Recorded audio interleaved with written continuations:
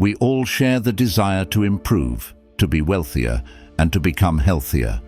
However, along the path of self-improvement, an unexpected turn takes us all by surprise. A war begins to unfold. This is a war between our burning desire to make changes and a resistance that doesn't seem to let that happen. A resistance that you've definitely experienced before and are likely experiencing right at this very moment. The impediment to action advances action. What stands in the way becomes the way. Marcus Aurelius. This poses the question, what is this resistance, and more importantly, how do we overcome it? The self-improvement industry today has become a machine that pushes you to do more at a more efficient pace than everyone else. While productivity isn't the enemy here, the way it's being understood has the complete opposite effect. What started as practical advice for achieving a successful life has turned into advice that appeals to the masses and only sounds good on paper. In our quest for productivity, we often overlook fundamental principles that nurture true growth. We all know a good night's sleep is one of the most productive things we could do, yet we substitute that for sleep deprivation and an absurd amount of caffeine. After all, you can sleep when you're rich. This mentality leads us into a vicious cycle, prioritizing quantity over quality, cramming more tasks into our days at the expense of our well-being. We've created complex routines and to-do lists with the belief that they serve us, which, paired with the fact that we already have too much to do, just leads us to failure. No man is free who is not master of himself. Epictetus. In this rush, we forget that true mastery involves self-control, balance, and an understanding of our own limits. The glorification of busyness often results in burnout, anxiety, and a disconnection from our core values. We become so absorbed in the hustle that we neglect to assess whether our pursuits align with our authentic selves. Consider this. How often do you find yourself working late into the night only to wake up tired and unfulfilled? The Stoic philosopher Seneca noted, "It is not the man who has too little, but the man who craves more that is poor." This statement compels us to reflect on our desires and whether they truly align with our authentic selves. In the pursuit of success, we might chase promotions, accolades, and material possessions, only to find that these external validations do not satisfy our deeper needs for meaning and purpose. The Stoics remind us that true wealth is found not in possessions, but in the richness of our experiences and the quality of our character. With our eyes fixated on climbing up the mountain, we fail to see the force that's pulling us down. To find out what that force is, we first need to answer a question. In the modern world, the idea of truly knowing ourselves has become extremely uncommon. There has become a widespread confusion in life. We don't know what we want, and we don't know what to do. A large part of this is due to the overload of information. With a phone by our sides nearly 24 hours a day, we've lost the time to truly sit alone. As a result, we've lost touch with who we truly are. Know thyself. Socrates. This ancient wisdom still rings true today. Many of us have fallen into a society-crafted identity, molded by what's popular or what's socially accepted. The mass influence of trends and material rewards has shaped our perception of who we think we are. The information age has opened countless doors and opportunities for every single one of us.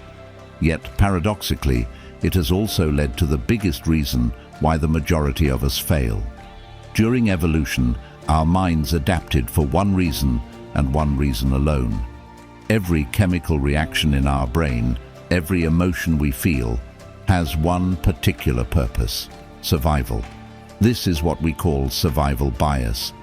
In simple terms, if the outcome of a situation doesn't lead to either one's survival of self or the survival of the species, then our brain will attempt to prevent us from doing it.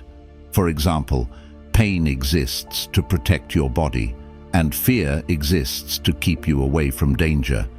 But this doesn't just stop at the physical. The survival bias also extends to our sense of self, our identity. Our brain is deeply invested in preserving who we currently are, just as much as it is in protecting our physical body. Here's where things get complicated. Many of us are operating from a weak foundation, a false identity that's been shaped by external influences and society's acceptance. As a result, we're often chasing goals that are not aligned with who we truly are. When you stack that on top of our brain's survival bias, it has no other option but to take that as a threat, so it resists the change. This means you're now not just fighting to achieve your goals, you're fighting against your own instincts. We suffer more often in imagination than in reality. Seneca. This internal battle is a reason self-improvement often feels unwinnable, like you're constantly fighting a war that you can't physically win. The resistance to change is something you're always going to feel. There's no real way around it. But instead of looking to avoid it altogether, what we can do is take the path of least resistance, the path that promotes growth instead of resisting it. To do this, we need to rethink self-improvement from the ground up. The first step is realigning with your true identity. I suggest you take some time, maybe a few days, away from all the noise to find out what it is you truly desire from life. We need some time alone. This reflection isn't to shame you for being motivated by wanting material things, but to make you question why you want them. Often, our true desires lie in the why rather than in the object itself. If you want a nice car to show off on Instagram, deep down, you probably just want to be respected. The things you think about determine the quality of your mind. Your soul takes on the color of your thoughts. Marcus Aurelius. This is where journaling can be a powerful tool. Writing down your thoughts and feelings can help clarify your desires and identify which goals resonate with your true self. When we find out who we really are, we then need to take a different perspective. Oftentimes we get so caught up in the day-to-day tasks that we forget the reason we started this in the first place. The goals that you have in your life are not there because you desire the goal itself, but because you desire becoming the person who can achieve them. This is the true essence of self-improvement at its core. This is a journey of transcending identities. He who is brave is free. Seneca. Embracing bravery means confronting that internal resistance head-on and choosing to pursue growth despite the discomfort. The role of reflection. Reflection plays a crucial role in this process. Regularly asking yourself questions like, what am I truly passionate about? Or what gives my life meaning? Can help you stay aligned with your core values. Stoicism teaches us that it's not the events in our lives that disturb us, but our judgments about those events. By re-evaluating our perceptions, we can free ourselves from unnecessary suffering. The greatest weapon against stress is our ability to choose one thought over another. William James. This is a powerful reminder that we are not passive observers in our lives. We have the capacity to shape our experiences through our thoughts and choices. To put these Stoic principles into practice, consider implementing the following strategies. 1. Daily reflection. Each day, set aside time for reflection, perhaps through journaling or meditation. Evaluate your actions and thoughts, asking yourself if they align with your true self and values. 2. Mindfulness practices. Engage in mindfulness or meditation to cultivate self-awareness. This can help you observe your thoughts without judgment and reduce the influence of external pressures. 3. Set intentions, not goals. Instead of rigid goals, focus on setting intentions that reflect your values. For example, instead of aiming to lose a specific amount of weight, intend to lead a healthier lifestyle that nourishes your body and mind.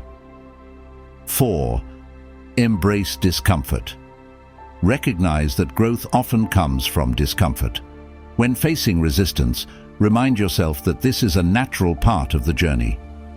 The things that we love tell us what we are. Thomas Aquinas.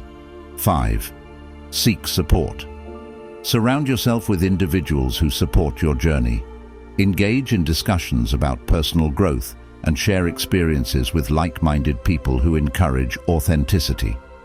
In conclusion, self-improvement is not merely about accomplishing tasks or meeting societal expectations. It's about cultivating a deeper understanding of oneself and striving for personal growth. By embracing the teachings of Stoicism, you can learn to accept the challenges and resistances that arise, seeing them as opportunities for growth. Remember, the journey may be difficult, but it is within that struggle that you will discover your true strength and identity. Recognize that every setback is a setup for a comeback. The best revenge is to be unlike him who performed the injury. Marcus Aurelius.